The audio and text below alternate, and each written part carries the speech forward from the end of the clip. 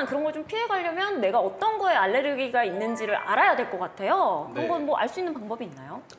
보통 1년 중에 언제 주로 알레르기 증상이 나타나는지 그거를 파악을 하는 게 먼저고요. 물론 검사로 어떤 특정 알레르겐에 본인이 알레르기가 있는지 검사도 시행을 하는 것도 중요한데 검사는 주로 그 바늘에 항원을 찔러서 이제 피부에 직접 찔러서 피부 반응을 관찰하는 그 피부 반응 검사가 있고요.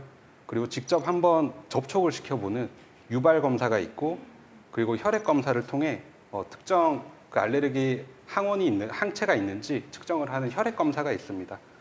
뭐 센터마다 보통 검사 방법에는 차이가 있는데 피부 질환이 있거나 알레르기 그 약물 치료를 하고 있는 환자들에서도 안전하게 시행할 수 있는 저희는 혈액 검사, 특히 IgE 측정법을 많이 사용하고 있습니다. 사실 저는 좀 개인적으로 궁금한 점이 있는데 제가 알레르기가 없었어요. 예, 사실은 없었는데 어느 날 갑자기 이제 뭐 먼지에도 반응을 하고 또 제가 키우는 강아지에게도 이 알레르기 반응이 생겨서 사실 저는 이 아이가 좀 깨끗하지 않으면 만지지 못하는 그런 이제 상황까지 좀 발생해서 되게 좀 안타까울 때가 있는데 자, 이렇게 어느 날 갑자기 알레르기가 생기는 이유는 무엇일까요? 예, 알레르기가 갑자기 생겼다고 생각하실 수 있지만 이제 알레르기 자체가 특정한 항원에 반복적으로 노출되기 시작하면 어느 순간 생기는 거거든요. 그래서 알레르기가 생기려면 감작기간이라고 해서 특정 항원에 대한 어느 정도의 노출 시간이 필요합니다. 그런 걸 일단 뭐 교육 시간이라고 생각하면은 더 쉽게 이해하실 수 있는데요. 그런 교육 시간이 지나서 어느 순간 면역 반응이 발전하게 되면 빵 터지듯이 이제 알레르기 반응이 나타나는 겁니다. 그래서 이제 본인은 갑작스럽다고 생각하실 수 있는데 갑자기가 아니라 몸이 교육을 계속 하고 있다가 어느 순간 반응이 나타난 거기 때문에 그 바로 한두 번 노출됐다고 알레르기가 바로 생기는 게 아니라 그리고 한두 번 괜찮았다고 알레르기가 없는 것도 아니고요. 네, 그래서 어느 순간 이후에 갑자기 나타나는 경우도 많습니다. 그러면 이게 약간 잠복할 수 있다는 말씀이신 건가요? 잠복이라고 볼 수도 있고요. 네, 그게 이제 몇 번씩 더 노출되기 시작하면 몸에서 그 항원을 인지를 한 다음에 이제 반응이 나타나는 거니까요.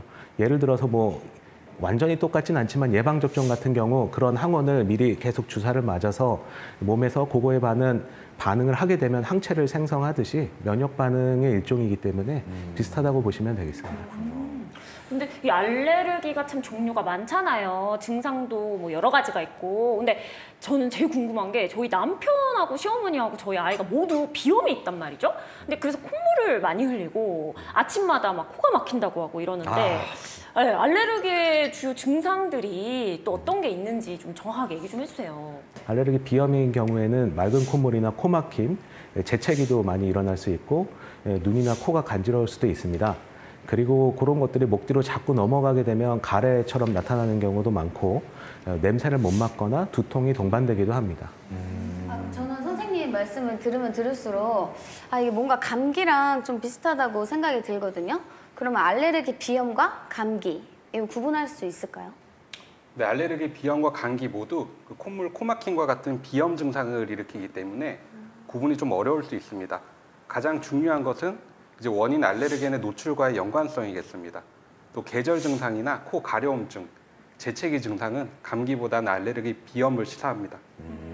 아마 많은 분들이 내가 알레르기 비염인 건지 아니면 환절기에 감기가 걸린 건지 좀 헷갈리시는 분들이 많을 것 같은데 그러면은 알레르기 비염이구나 딱 알 수 있는 뭔가 자가진단법 있을까요? 네, 자가진단법은 특별히 없고요. 알레르기 비염을 시사하는 증상 앞서 말씀드린 것처럼 콧물이나 코막힘, 코 가려움증, 눈 가려움증 같은 알레르기 비염 증상이 하루에 1시간 이상, 일주일에 하루 이상 지속이 된다면 알레르기 비염을 의심을 해보고 병원을 방문하실 수 있습니다. 뭐 가장 좋은 건 일단 이비인후과를 찾아가셔서 한번 확인을 해보는 게 좋을 것 같아요. 저도 되게 오래됐어요. 거의 한 데뷔 시절부터 저는 이 비염이 있어서 심지어 그래서 제가 노래를 부를 때 약간 그 콧소리가 좀 많이 나는 게 저는 이제 숨 쉴 때도 좀 가끔 집에 있다 보면 너무 코가 막혀가지고 숨쉬기가 힘들어서 그 왜 있잖아요. 트리빈 뭐 이런 거.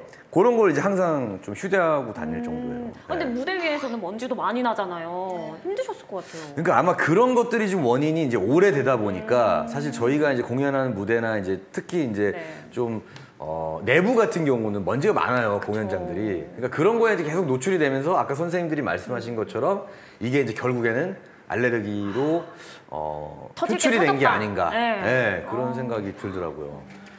참, 근데 이 비염을 혹시 실질적으로 고칠 수도 있나요? 네, 알레르기성 비염을 완전히 고치기는 어렵고요. 네.